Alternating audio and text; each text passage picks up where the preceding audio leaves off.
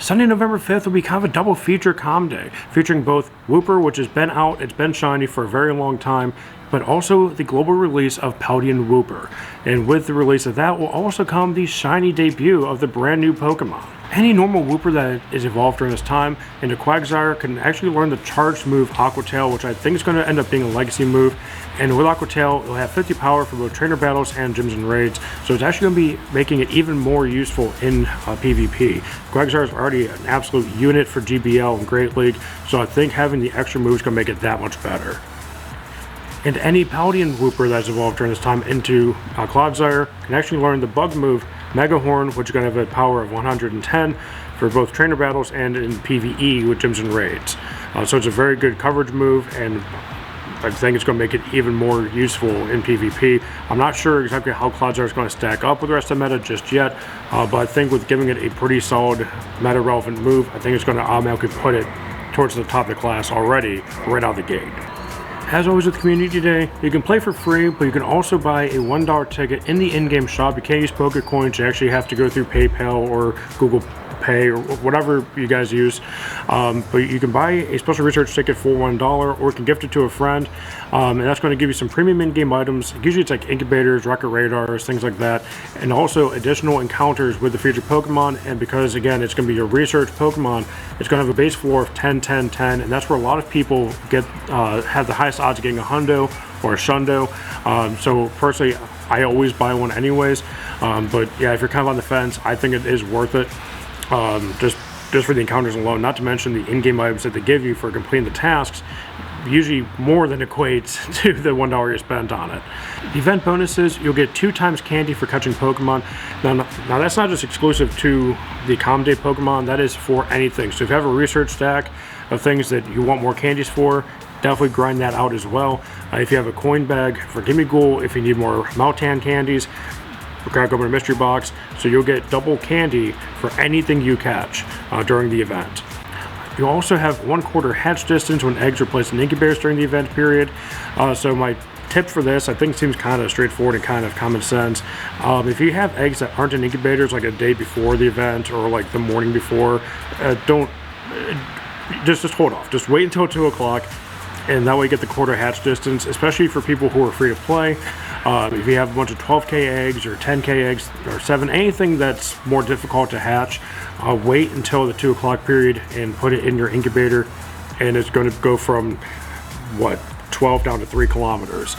So yeah, I mean, I would definitely recommend holding off until 2 o'clock to put anything in incubators. There'll also be 2 times chance for trainers level 31 and up to receive Candy XL from catching Pokemon.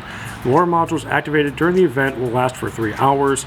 That is everything except for the golden lure. Just bear that in mind, because that is considered like a super premium lure, so that's something to consider.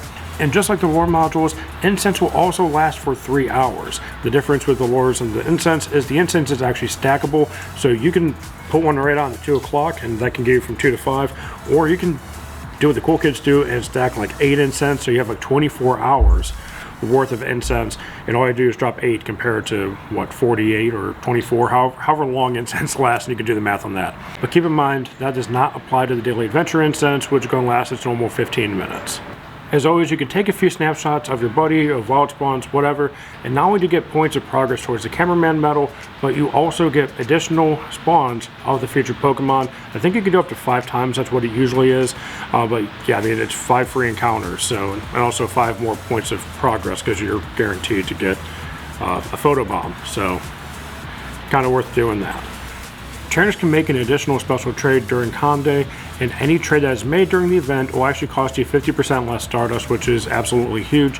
So one of the things I like to do, just kind of a little bit of a pro trick, is my friends and I will actually swap our absolute crummiest of the crummy of our shiny Pokemon that we catch during the event. We'll swap them, reshuffle the IVs.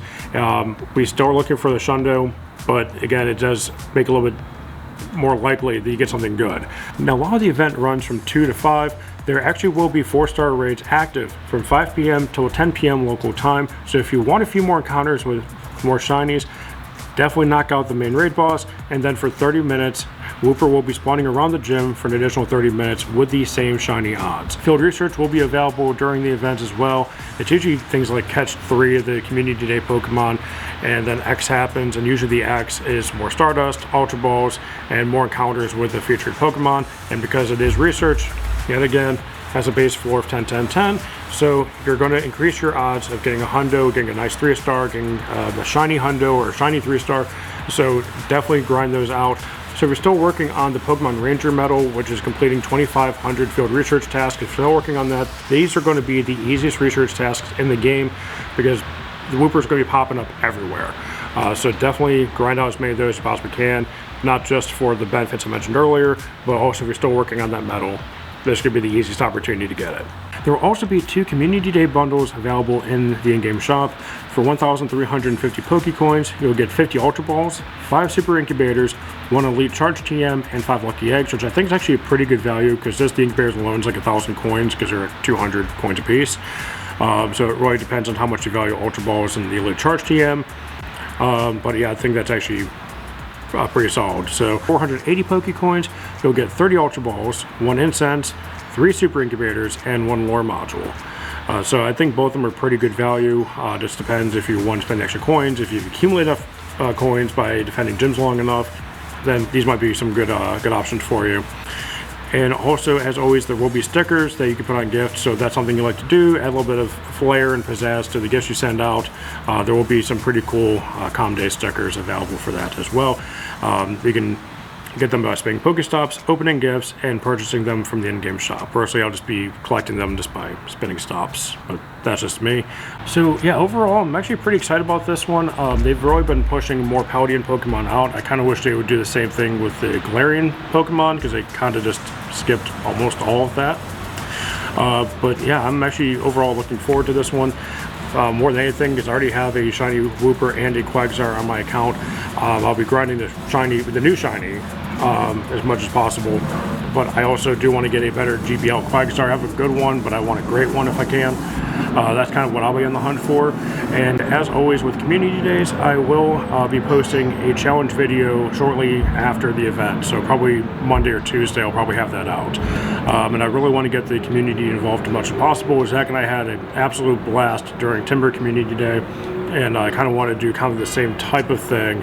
And I'm going to kind of base it on how many people show up and go from there. But we have a pretty good idea of what we're going to do, so hopefully you guys have subscribed already so you guys can stay tuned and be updated with that. And if you haven't already, be sure to comment, and if you have any questions, I'll be sure to answer those in the comments. And also please feel free to like, because it really does help us out and really kind of puts it out to a broader audience, so that way they can keep up to date with the content you guys have been enjoying. All right, well, I'll see you guys in the next one, and be safe. See ya.